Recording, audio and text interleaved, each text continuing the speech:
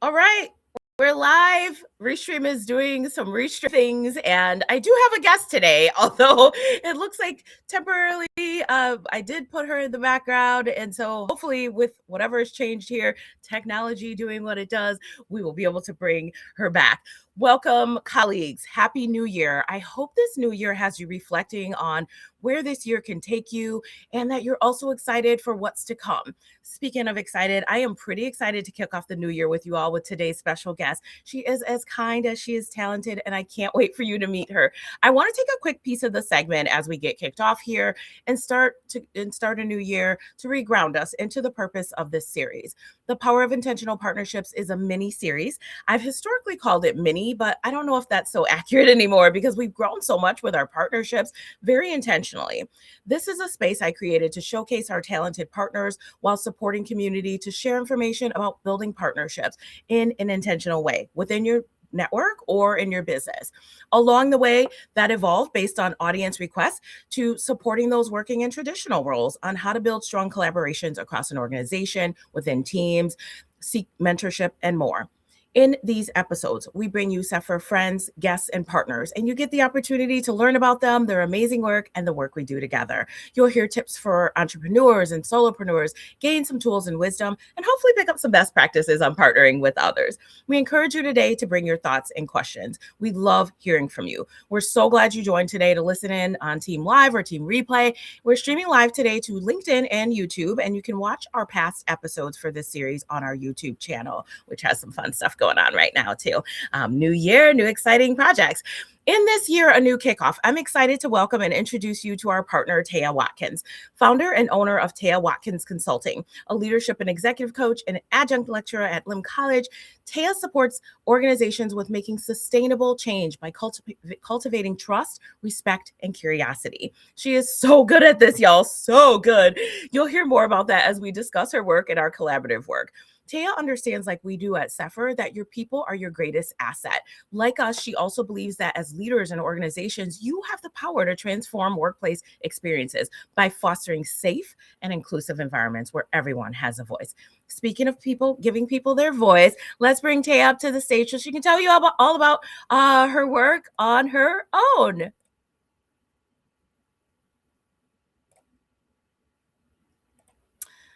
All right, if we can get this going, bear with me.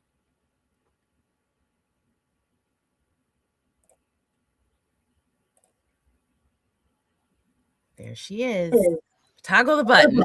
Restream is restreaming. There's the lovely Théa in her CEPHR. Welcome. Welcome.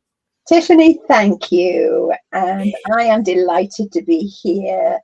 Good morning, good afternoon, good evening to all our wonderful guests. And it is an absolute pleasure to share time with you, be in community with you, Tiffany, and all on the line. Thank you. And I'm thrilled to give a brief introduction, overview of me. I'm Théa, and I spent 27 years in financial services in a global financial institution and had a wonderful career there, both on the relationship management side and latterly on the people side, which is really where my passion is, as you so rightly said. And thank you for your kind introduction, by the way. And after that 27 years, in 2022, I left financial services and found myself asking, where do I go next? And my passion was clear. And for the last 10 years of my time at the global financial institution for which I worked in New York City for 22 years, I was really getting into the people side, the culture side, diversity, equity, and inclusion, and what the work experience was like for people. And that's really where I found my purpose and passion came out most. And I decided that I would set up my own consulting business. And I have to say, it is one of the best decisions I have ever made in my life. And it was made all that much more pleasurable by people like yourself, who have been partners of mine from really the very beginning. and I absolutely love what I do. I coach, I facilitate, I consult, and I also lecture in my favorite subject, inclusive leadership and leadership at LIM College in Manhattan. So it's great to be here. Thank you. And thank you for getting the college name right. I always want to call it Lim. And thank you for my t-shirt that you gave me too. Speaking of teas, so fun. It has been so wonderful, Théa, watching your journey. And it's been my distinct honor to have you as a partner, to be at the start of your journey. And I think that that's so wonderful when we can do this journey together. And that's one of the reasons that I started this live stream, really, is to highlight our partners, the work that they're doing out there, because I feel like sometimes it's sight unseen, and especially in the work that we do in this diversity, equity, inclusion, belonging space, right?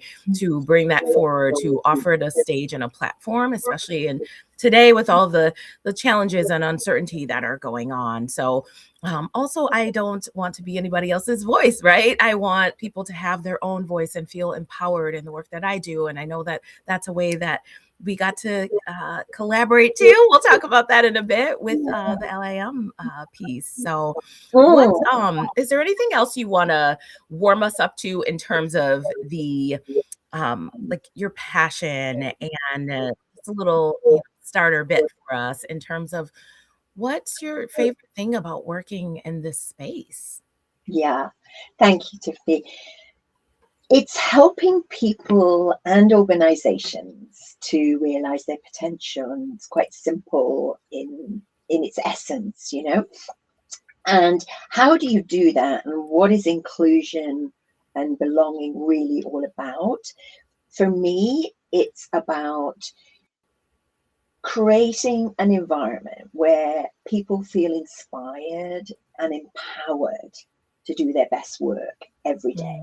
And it's as simple as that. And as a leader, and as an inclusive leader in the corporate world or the nonprofit world, surely that is what you want for each and every one of the people that are in your team, is for them to feel inspired daily, for them to feel empowered, to feel like they're valued, they're heard, they're seen, and that they belong. Because when they feel that way, they will naturally give of their best in their daily activities. And if we can empower more leaders, as you well know, and this is where we have a very shared passion, if you can empower more leaders to be that way and to create that environment, the world becomes a better place. There's less division, there's more unity, there's more collaboration, communication, and that produces phenomenal results for individuals and for organizations. Absolutely. So that's where my passion really comes from, because I see it and I feel it when I can help and support someone through a coaching relationship, when I can change a culture, when I can support people in HR to help with that. That's where I see the impact, and it's very, very fulfilling, as you know. Yes, I love that. And I think, Théa, the words cannot be warm enough for you. You have been in my corner and CEPHR's corner since I have met you. We have our other partner, Yvonne Alston, in common. I love that I've gotten to meet Yvonne. You've gotten to meet Yvonne. Someday we'll all, the three of us, get to meet. And I can't wait to meet you too. I've not yet had the distinct pleasure of meeting you in person, but it has just been such a wonderful gift.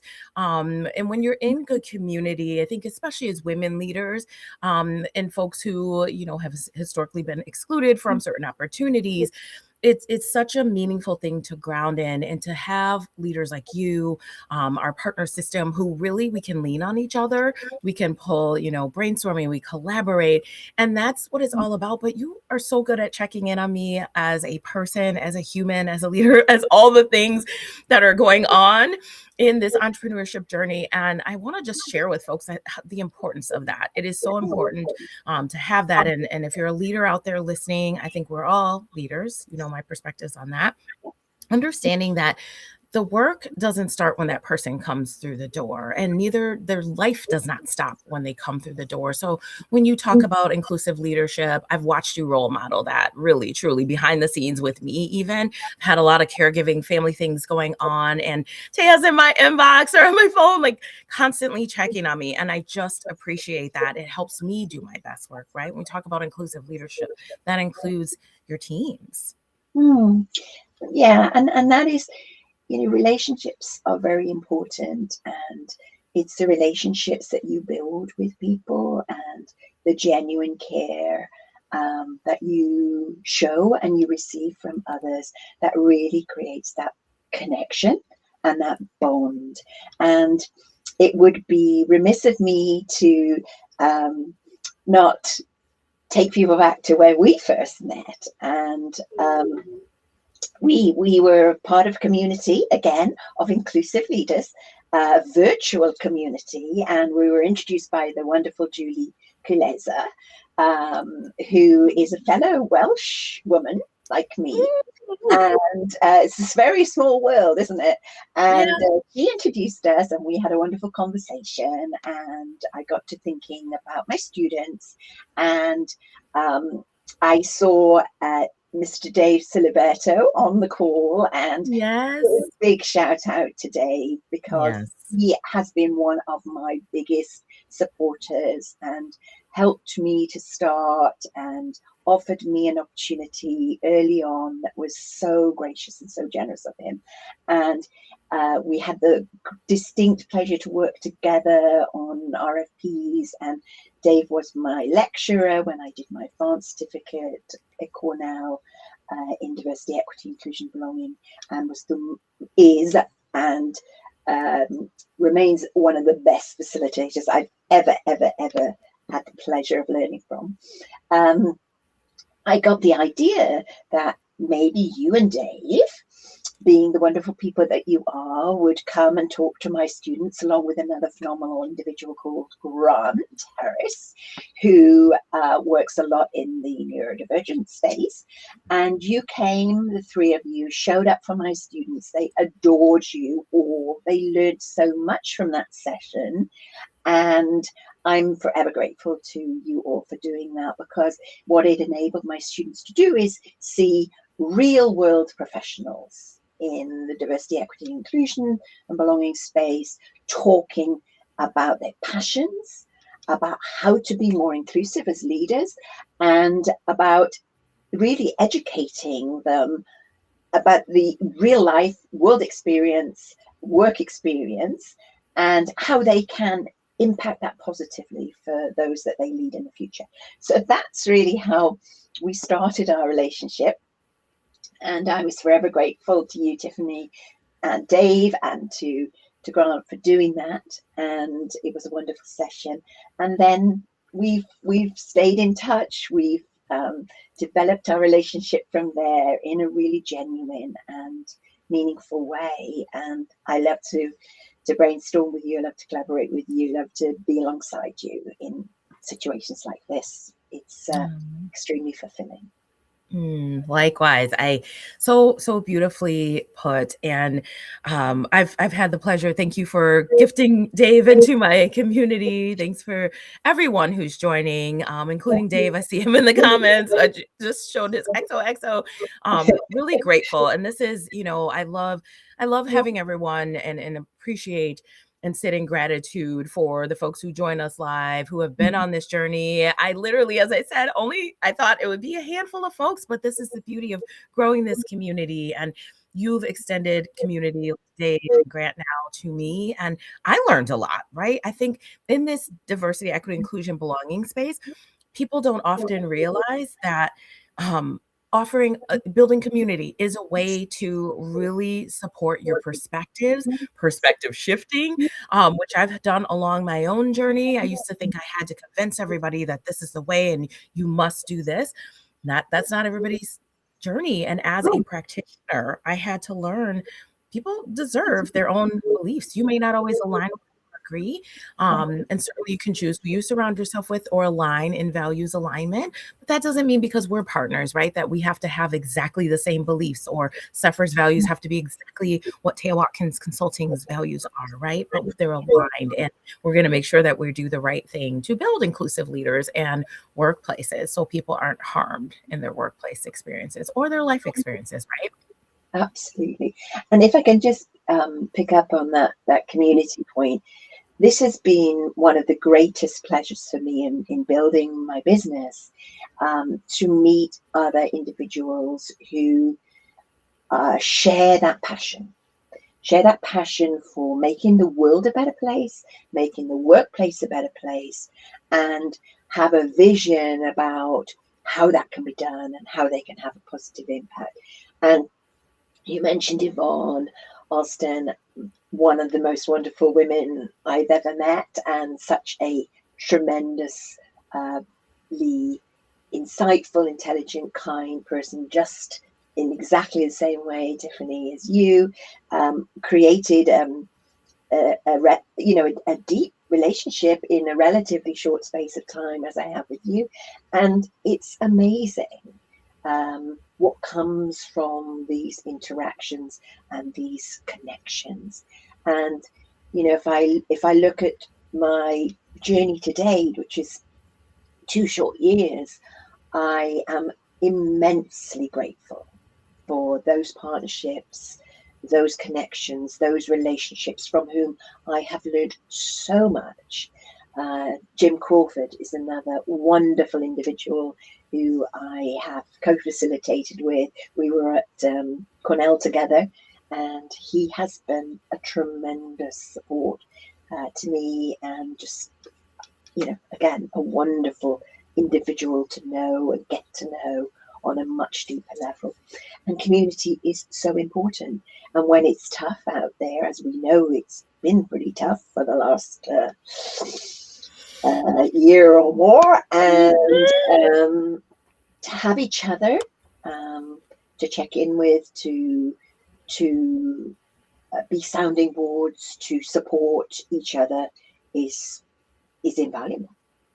Yeah. Sounds like I need to get to know Jim more as well. Yeah. A Théa recommendation is one well visited. I love it. Out there in the comments, if you have any thoughts, comments about anything as we move along, please do share.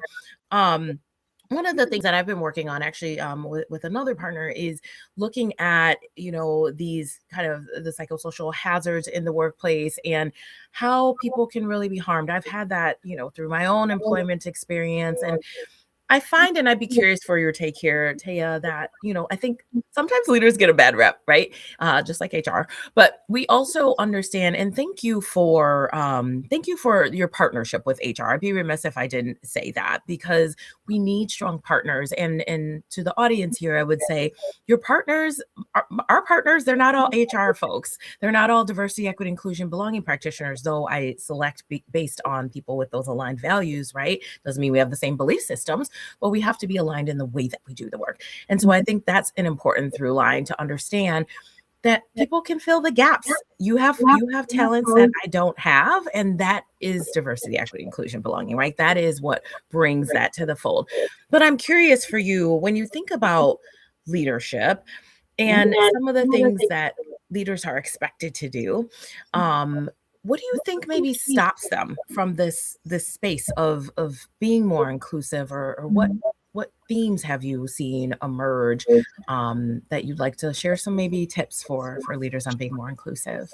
Yeah, that's a great question, Tiffany. And over my 27 years in corporate, obviously I saw the world of work evolve, and also lived through the financial crisis in 2008 to 12, as it lasted, and beyond, and lived through the global pandemic in a senior leadership position.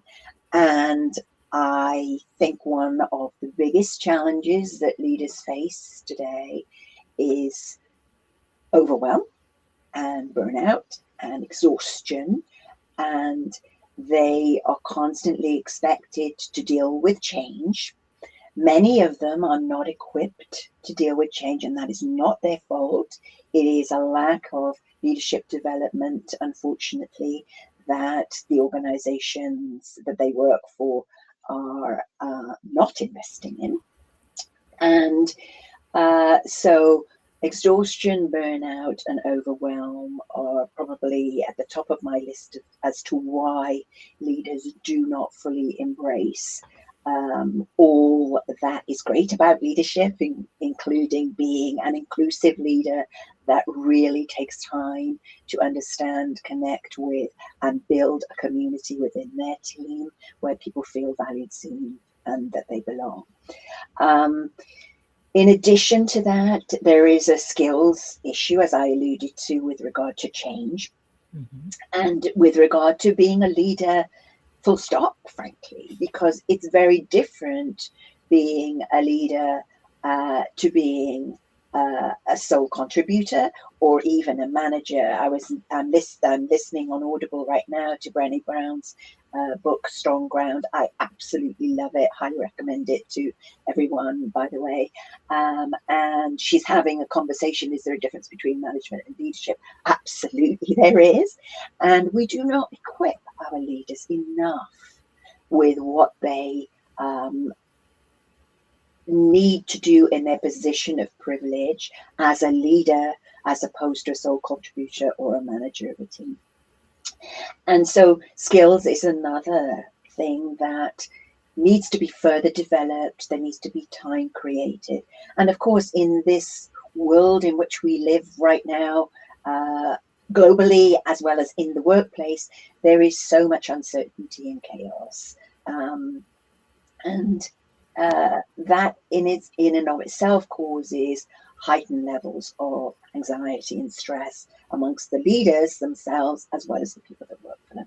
So there are so many reasons why it's an incredibly difficult job to lead a team, and people don't appreciate that, and they don't appreciate that with that position of privilege comes a huge responsibility to create the best environment.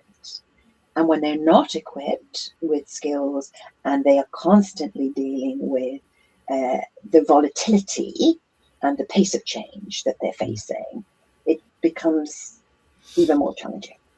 Mm-hmm. I love how you frame this of a position of privilege. And thank you for that language, because I don't think that often, because either they're not equipped with the right skills, no one's had that conversation, they haven't had the right level of mentorship, perhaps. There's not an understanding of that. And people, there's such a stigma with the word privilege anyway. At times, right? And especially in this space that we're speaking of. But it is a position of privilege. If you are promoted as from, and a sole contributor to leadership, management, that is a privilege. That means that comes with something, though. And I think that so many people, because of the way society is constructed, think that, oh, I have, this means more money. This means status, entitlement, right? And then some maybe not great behaviors ensue. So, right, this is why it's important to also, especially as a leader and an executive leader, to ground in your mission, vision, and values. And what are the behaviors that come beyond that, including leadership? And we don't equip leaders with even understanding what competencies come with this brand new shiny title, right? Do you have thoughts on that? Absolutely. So humility, empathy, compassion, and vulnerability are, for me, key components of a great leader. And if you aren't able as a leader to feel the vibe and the emotions of your team, and at least try to put yourself in their shoes in certain situations, and to listen deeply to their concerns and their challenges, then you will you will not solve the underlying challenge or problem. You will always be managing the symptoms. And I think certainly in my lecturing, I focus quite heavily on empathy, compassion, vulnerability as a leader and the importance of those. And there's a great deal of material out there, whether it be from HBR or McKinsey or the likes of Brené Brown or Daniel Goleman. These people fully understand how it can change the environment for the better, and it can also encourage others to share and be themselves and be human. At the end of the day, who doesn't want to be in an environment where you are surrounded by humanity, right? And sadly, the world is very lacking in that particular ingredient right now in too many places. And if you come to work every day, whether it's remotely or it's in an office, and you are subject to incivility and isolation, it can be incredibly damaging to your mental health, as you so rightly say, Tiffany.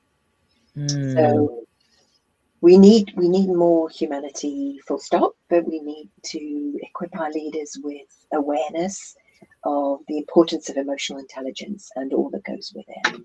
Oh my gosh, love it. Another way we're aligned, right? Emotional intelligence. And if you're hearing or noticing that there's a through line for all of this for us, it's because DEIB is not in its own lane. When we talk about embedding it, this is really what it looks like. It's the practical piece. It's how you're doing, what you're doing with your students to build. We have 5 generations in the workforce right now to build the next level of leaders and to equip them. Because I don't know about you, but when I got to the workplace, there were a lot of things left unsaid and that I just did not know, especially moving into leadership. No one prepares you for that journey well. And this is part of what we want to share today too. And it does start with leadership and mission, vision, values. It is a responsibility and a privilege, a position of privilege, to really just always be on this learning journey. That's something I know Yvonne and I have partnered and facilitated together. And we talk about the learner's journey.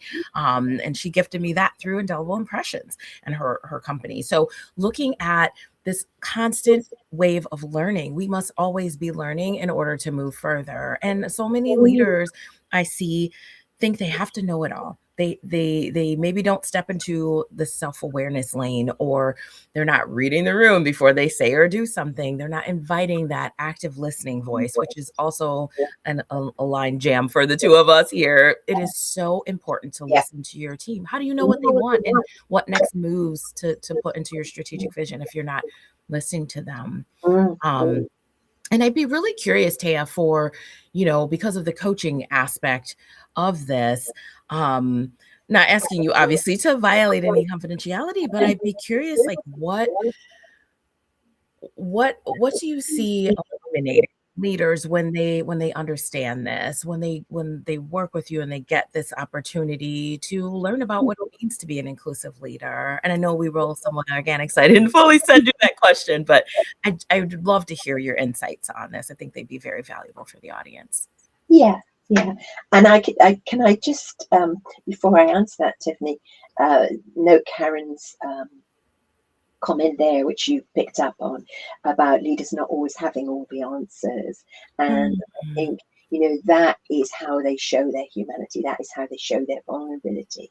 And it is absolutely true that you cannot expect people your leader to have the answer to everything. That is exactly why they're in the position they are, so that they can convene you all as the subject matter experts around a table to share your diverse perspectives, to reach the best ultimate decision.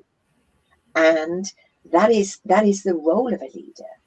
They are not supposed to have all the answers, and we need to really keep reminding ourselves of that. So thank you, Karen, for that. And also, to answer your question, what do I see when I coach all sorts of levels, and I see, actually, I have the privilege to see some excellent leaders who are really, really strong on the empathy, compassion, vulnerability, diversity side of things. And what I counsel them to do is to look after themselves, because they are the sorts of people who will be empathetic, will be compassionate, almost to their own emotional detriment sometimes, because they want to be strong, they want to be supportive, they want to give to their people, which is absolutely amazing and, you know, so welcomed. Yet they need to always keep in their minds to prioritize their own well-being too, just like they counsel their team members to do. And the other end of the spectrum, excuse me, that I am very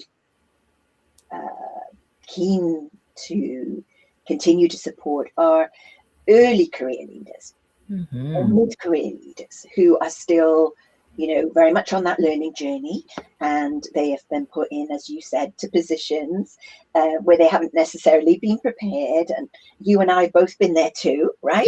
Yep. How did we learn? We learned from role models. If we were fortunate to have great role models above us, we learned from our own parents. And certainly in my case, that, you know, talk about leadership, I had two amazing parents, and I never go a day without appreciating all that they gave and sacrificed and showed us children as about being human and being full of integrity. And, you know, when the more junior leader starts to realize the benefits that they can have by simply understanding and connecting with their team more, and really getting to know the individuals that work for them as human beings, it's just so refreshing to see them light up and oh wow, yeah, you know, I invested that time, and it was an amazing conversation that we had. And then they can really start to influence their people in terms of their own development and their own growth, and see them grow and develop alongside them. And it's just amazing.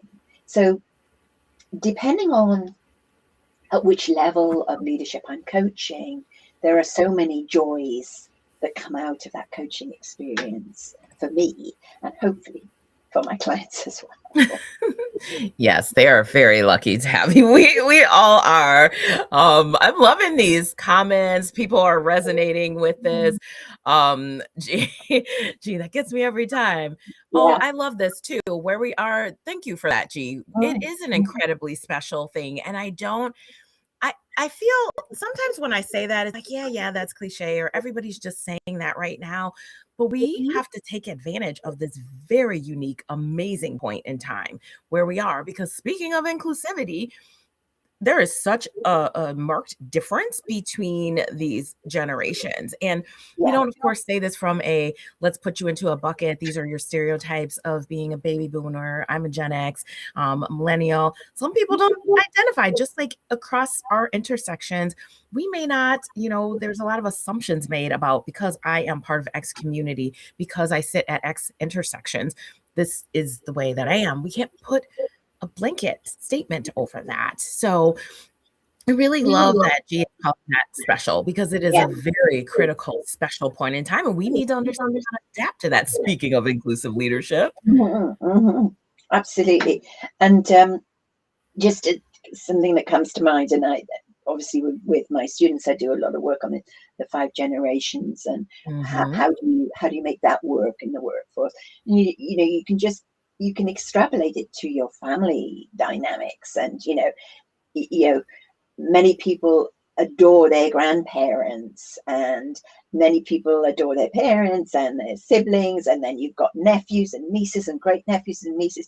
You know, it's, you know, that family with the multiple generations when you look at it within the workforce, you know, why is it we have such a hard time getting on sometimes? And I know, you know, I know family dynamics are challenging as well for many. Yes. But Yes. it's you know, if you can humanize it more, I think you stand a better chance of relating to each other and connecting with each other, and accepting the fact that, as you said earlier, Tiffany, you know, we don't all have the same views on everything, thank goodness.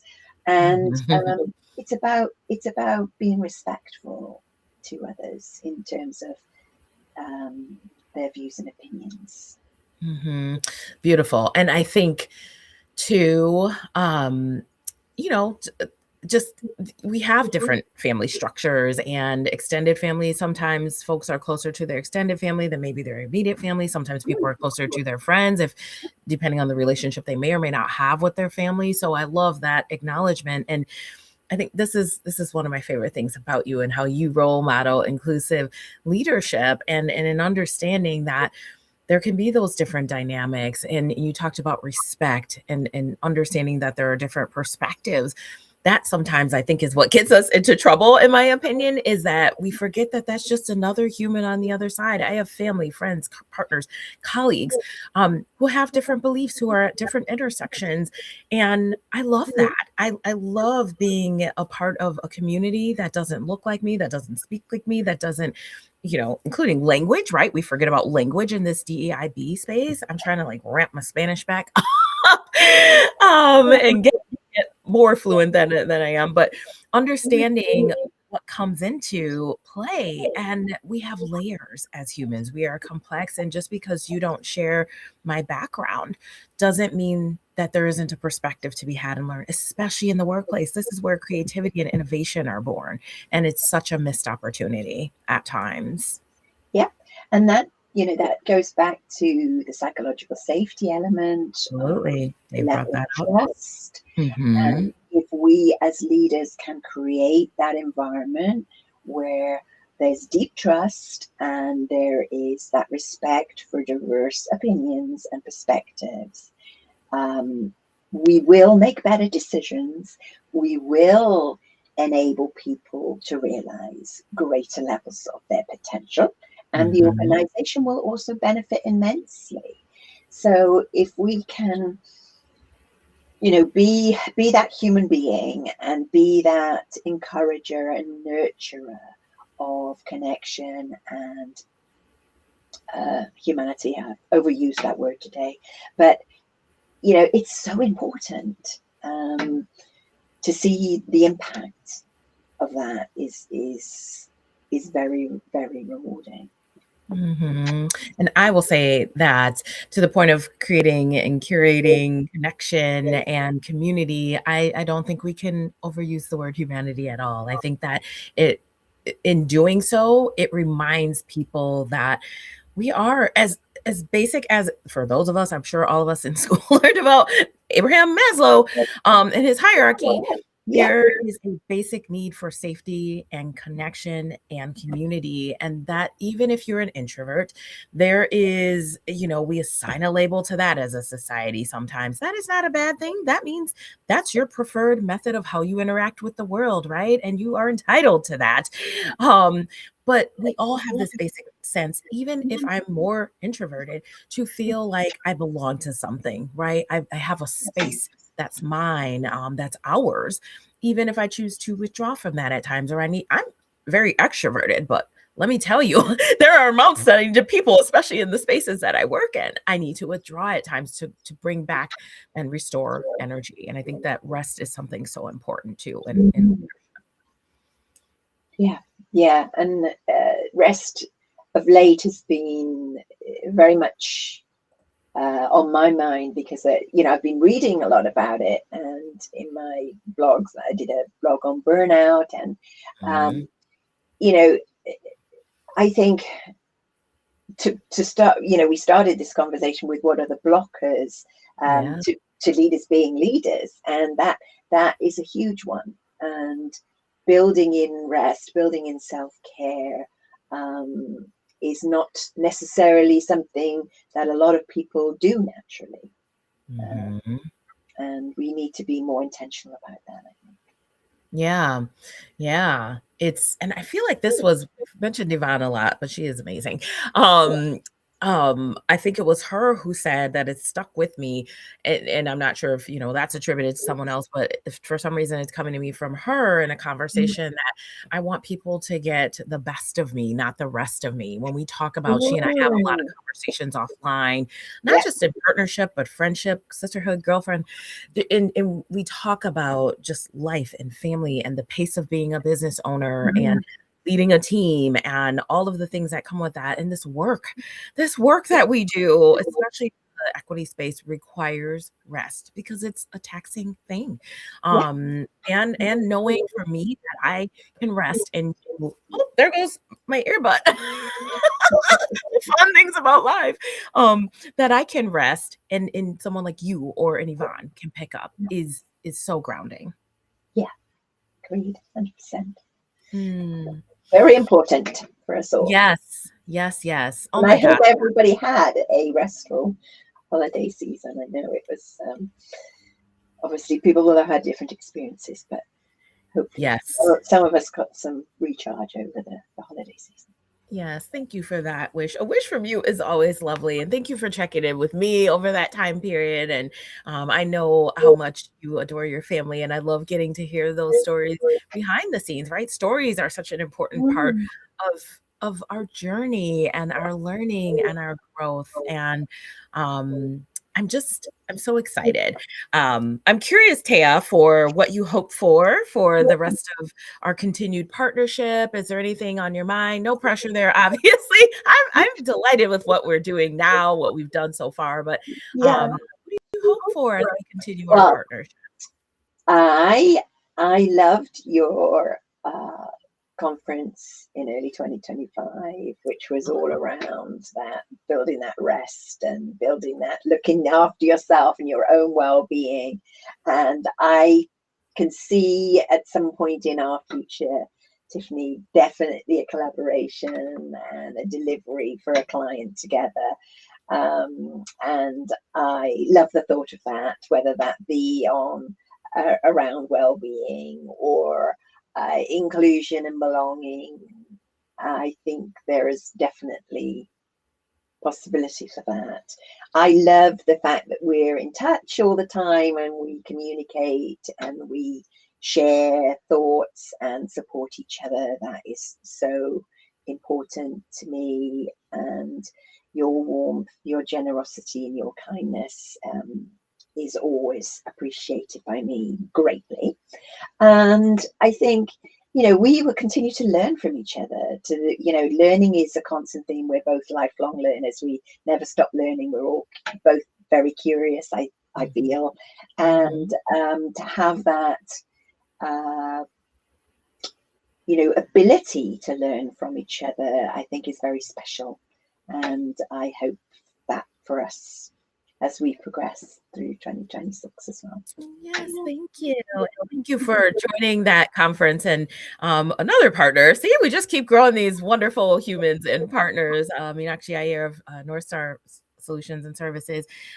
We did this burnout piece, and that was a continuation. So that's such an important topic, and I love that you folded that into the conversation that we've had today. So yes to well-being and ensuring that that is a part of our workplace experiences, a part of the employee experience.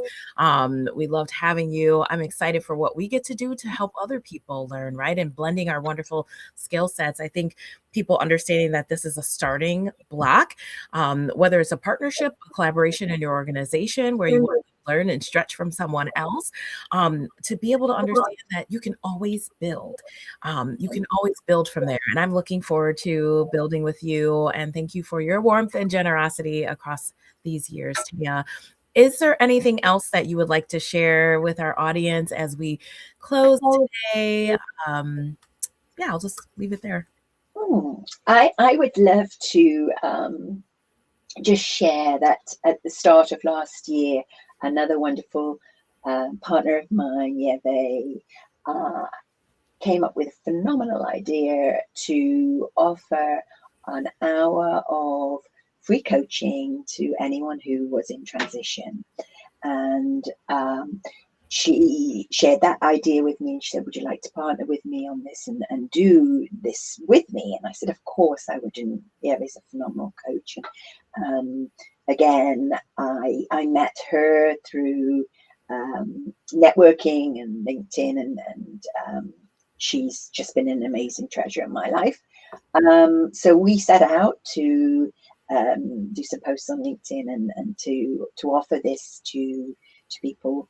And we said we were going to do 30 hours each in 2025. And I'm here to tell you that I didn't quite meet my 30 hours. So my offer remains open. I got to 17, and I loved every hour that I spent with every person that I supported. But if there's anybody out there that would like to avail themselves of my insights and support, please do so. Please reach out to me at Thea@ThéaWatkinsConsulting.com. And also just want to mention that I have recently completed Positive Intelligence course, and love what positive intelligence brings to people, and have begun to incorporate it into my coaching.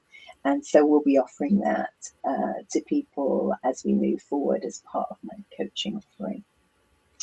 But importantly, I wanted to just put that offer out there to anyone listening who might know anyone who would like an hour of free coaching to help and support them through a transition. I'm here. That is so generous. Speaking of your generosity, thank you for sharing that. You actually took care of my last two closing questions. Although I guess from a follow-up, if it sounds like they can reach out to you on email, how else can we find you, get in touch, access your wonderful insights and resources, Théa? Thank you. So my website, ThéaWatkinsConsulting.com. You will find my blogs there. You will find some more backgrounds, some testimonials, etc. And I would love to have conversations with people. I love to network, as you know. I love to build relationships. So that's another option for people. I'm also on Instagram, TikTok, and LinkedIn. So you can find me there. And that's how you can get a hold of me. Wonderful. Thank you. Well, I hope that folks out there are listening for this offer and sharing in taking advantage of that, because that is a very generous offer. And I can tell you that it will be an hour well worth the investment. And I loved, Théa, how you spoke about investment in leadership and investment in ourselves. Such a coach in you. I appreciate you. Thank you, everyone, for joining us today for this wonderful episode. Please follow our work on our pages. Follow Théa at her website, and she's on LinkedIn, as you know. And please take advantage of her offers. If any of this work or these topics resonate with you, they sound like they might be of interest, get in touch with us.